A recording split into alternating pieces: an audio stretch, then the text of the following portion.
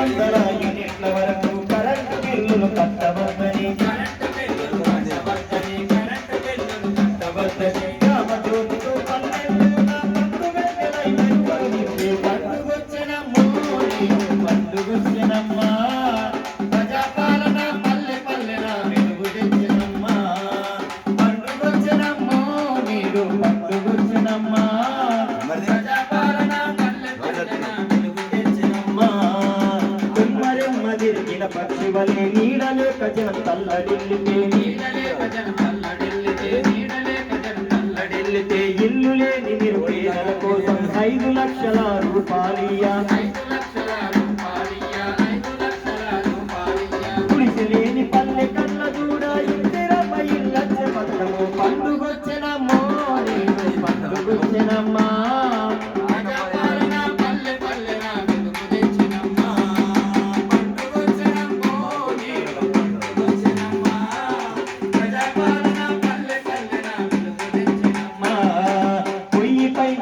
చేసి మహిళకు 500కు గ్యాస్ సిలిండర్ 500కు గ్యాస్ సిలిండర్ మహాలక్ష్మి పథకంతో మహిళలకు ఉచితంగా ప్రయాణం ముఖ్యమంత్రి మొదటి సంతకంతో మహిళలు మారానులయ్యేది పండుగొచ్చినమ్మో నేను పండుగొచ్చినమ్మా ప్రజాపాలన పల్లె పల్లెన వెలుగు తెచ్చినమ్మా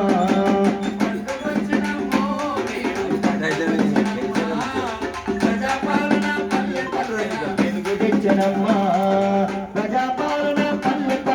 వెలుగు తెచ్చినమ్మా ప్రజాపాలన పల్లె పల్లెన వెలుగు తెచ్చినమ్మా కాబట్టి అందరూ ఆలోచన తెలంగాణ సాంస్కృతిక సారథి జిల్లా కళాకారుల జిల్లా కలెక్టర్ గారి ఆదేశాల మేరకు జిల్లా పౌర సంబంధాల శాఖ డిపి రావు గారి ఆధ్వర్యంలో మన గ్రామానికి రావడం జరిగింది. కాబట్టి మేము వచ్చిన ఉద్దేశం ఏంటంటే మన గౌరవనీయులైన ముఖ్యమంత్రి గారు ఇవాళ ప్రభుత్వం ఏర్పడి సంవత్సరం పూర్తవుతున్నటువంటి సందర్భంలో ప్రజాపాలన ప్రజా విజయోత్సవంలో భాగంగా మమ్మల్ని సాంస్కృతిక సారథి కళాకారులను గ్రామానికి పంపించడం జరిగింది.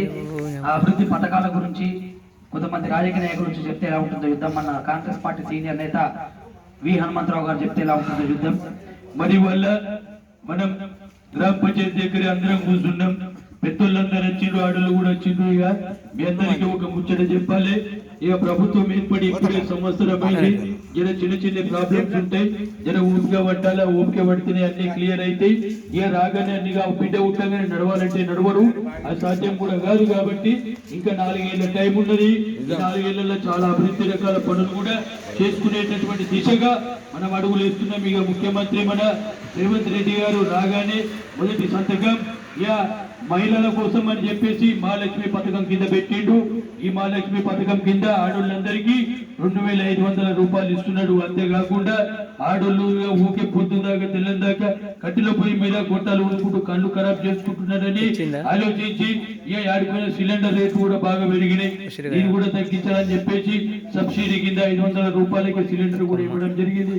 ఇక ముఖ్యంగా ఆడోళ్లకు ఒకప్పుడు ఎక్కడికైనా ఫంక్షన్లకు పెళ్లిళ్ళకు పోవాలంటే చాలా కష్టం అయ్యేది.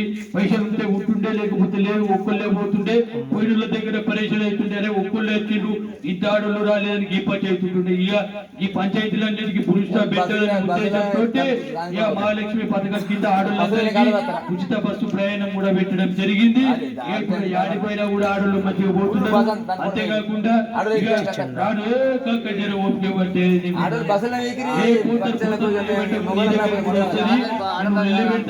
కాదు, 1 రోజు 2 రోజులలో వచ్చినప్పుడు మంచిగా ఉన్నదన్నాం, రానప్పుడు నిధులేస్తున్నాం. కరెక్ట్ గా జర ఓపిక పట్టాలా. ఇక రైతు భరోసా కింద మన రైతులకు కూడా ఆదుకునేటటువంటి దిశగా మొన్న వరంగల్ లో కూడా సభలో ముఖ్యమంత్రి సాబ్ చెప్పిండు, జర ఓపిక పట్టాలి. ఇక ముఖ్యంగా గృహజ్యోతి పథకం తీసుకొచ్చిండు. 200 యూనిట్ల దాకా కరెంటు కూడా ఎంత 200 యూనిట్ల దాకా కాల్చినా కూడా ఫ్రీగా 1 రూపాయి కట్టకుండా ఉండాలని ఏ గవర్నమెంట్ ప్రతిపాదన కూడా తెచ్చింది. ఇక రాబోయే రోజుల్లో ఇక రైతు భరోసాలు అయితే ఏంటి, ఈ పిల్లలకు ముఖ్యంగా ఇంటర్నేషనల్ లెవెల్లో స్కూల్స్ కూడా కడుతున్నారు. ముఖ్యంగా మనం చూడాలా, విద్యార్థుల జీవితాల్లో వెలుగు నింపాలని చెప్పేసి దాదాపు 50,000 ఉద్యోగాలు కూడా రాగానే ఏడాది కూడా పూర్తి కాకుండా ఇవ్వడం కూడా జరిగింది. జర మంచి చేస్తే కూడా మనం ఆలోచించాలా, జరుగుతాయి. మనం అందరం ఓపికతో ఉంటే అన్ని పనులు అయితే తెలియజేసుకుంటున్నా. గట్ల 6 గ్యారెంటీలు ముందరికి తీసుకొచ్చిండ్రు. ఈ సమగ్ర కుటుంబ సర్వే కూడా పెట్టడం జరిగింది. ఊళ్ళో ఉన్న పెద్దలు ఆడోళ్ళు మగోళ్ళు అందరూ కూడా కుటుంబ సర్వేకు సహకరించాలా. ఎందుకు పెట్టిండ్రు? పని లేకుండా పెట్టిండ దానికి ఒక కారణం ఉన్నదిరా బాబు. దానికి ఏం కారణం అంటే రేపు ఫ్యూచర్ లో గవర్నమెంట్ చేపట్టే పోయేటటువంటి పథకాల గురించి ప్రజలకు తీసుకుపోవాలా. ఏమైనా ఆధార్ కార్డు మిస్టేక్లు ఉన్నా, ఏమైనా పాన్ కార్డు మిస్టేక్లు ఉన్నా, పాస్బుక్లు మిస్టేక్లు ఉన్నా